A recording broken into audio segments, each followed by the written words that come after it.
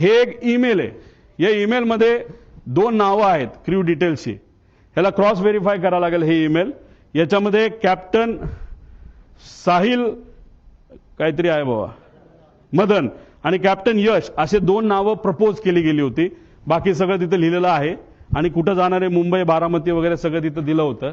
आता हे आहेत दोघं, पण झालं असं की नाव ते दुसऱ्या दिवशी बदलण्यात आलं.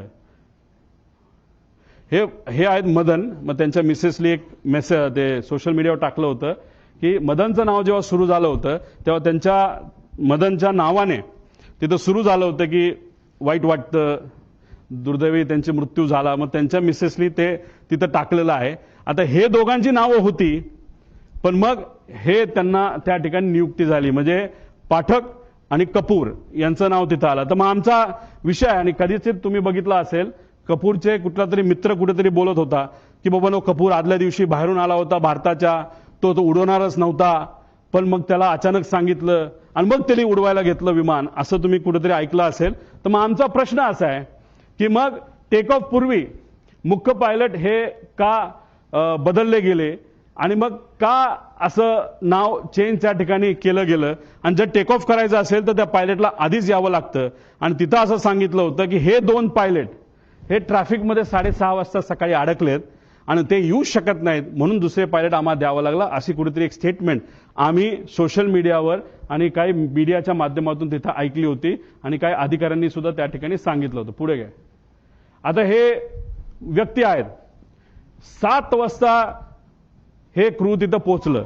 आता अप्रुव्हल कधी आलं तर 12:30 ओके, विमान मध्यरात्री 12-12:30 वाजता की विमान फायनल झालंय, क्रू फायनल झाली आणि त्यांनी सांगितलंय की ओके. सकाळी त्यांनी 7 वाजता मेसेज केला की क्रू हे एअरपोर्टला पोहोचले आहेत.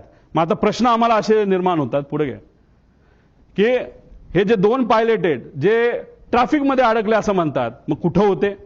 त्यांचा सीडीआर तुम्ही काढलाय का? ट्रॅफिक पोलीसच्या बऱ्याच ठिकाणी तिथं सीसीटीव्ही कॅमेराज आहेत, ते तुम्ही तिथं बघितले का? मग हे 2 ट्रॅफिकमध्ये अडकले तर मग हे 2 काय एअरपोर्टलाच राहायला होते का? एअरपोर्टच्या जवळ राहायला होते का? मग हे दोघं तिथं कसे आले? असा बरेच काही प्रश्न आम्हाला तिथं पडतात. त्यानंतर ते आल्यानंतर ब्रेथ अनालिसिसची टेस्ट झाली का, ज्याच्यामध्ये आपल्याला ते जसं पोलिसांनी रात्री तुम्हाला पकडलं, तुम्ही पिलं असलं काय नसलं काय तुम्हाला ते फुंकावं लागतं, तसं हायली ॲडव्हान्स्ड ब्रेथ अनालायझर हे एअरपोर्टला असतात, डीजीसीएला दिलेले असतात. त्याचा फोटो सुद्धा निघतो. ते सीसीटीव्ही आहेत का, तोच तो होतो का, त्याचं ब्रेथ अनालिझर केलं का, तिथं कॅमेरा आहेत का, कॅमेराचा रेकॉर्ड कोणाकडे आहे, त्यानंतर विमानाकडे गेल्यानंतर तिथं चेक करत असताना ते रेकॉर्ड आहेत का, 7 वाजता ते पोहोचले असतील, दादा जर 8ला पोहोचले असतील तर 1 तासाचा वेळ आहे, त्यात त्यांनी विमानं चेक केली आहेत का, विमानात काय वेगळं ठेवलंय का, असे बरेच प्रश्न त्याच्यामध्ये आम्हाला त्या ठिकाणी निघतात. आणि हे सर्व गोष्टी आता बघण्याची जरूरत आहे असं आमचं मत आहे. आणि कोणतरी असं म्हणलं होतं की कपूर हे हाँगकाँगवरनं आले होते, मग ते खरंच आले होते का इंटरनॅशनल फ्लाईटवरनं, हे सुद्धा बघण्याची जरूरत आहे. कारण इंटरनॅशनल फ्लाईटवरनं जर एक व्यक्ती ज्याला दारू प्यायची खूप सवय असं ऐकलं होतं आणि पुढेही काही पुरावे त्याच्यामध्ये आहे, मग इंटरनॅशनल फ्लाईटवर दारू दिली जाते, मग तो पिऊन आला होता का, अशा सगळ्या गोष्टी बघण्याची जरूरत आहे. कदाचित त्यांच्या परिवाराला असं वाटत असेल मी काहीतरी वेगळं बोलतोय. मला त्यांना एवढंच सांगायचं, आमचा तो हक्क आहे, आम्ही परिवारातली लोक आहेत, आमच्या शंका जर असतील तर शंकेचं निरसन हे झालंच पाहिजे, कारण आम्ही आमचा माणूस गमावलेला आहे, तुम्ही तुमचा माणूस गमावलेला आहे.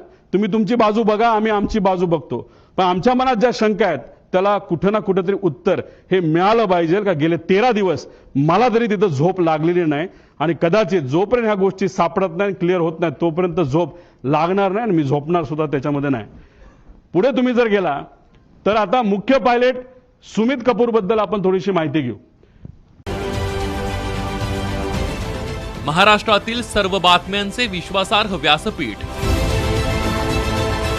सकाळच्या सर्व सोशल मीडिया प्लॅटफॉर्मला लाईक, फॉलो आणि सबस्क्राईब करा.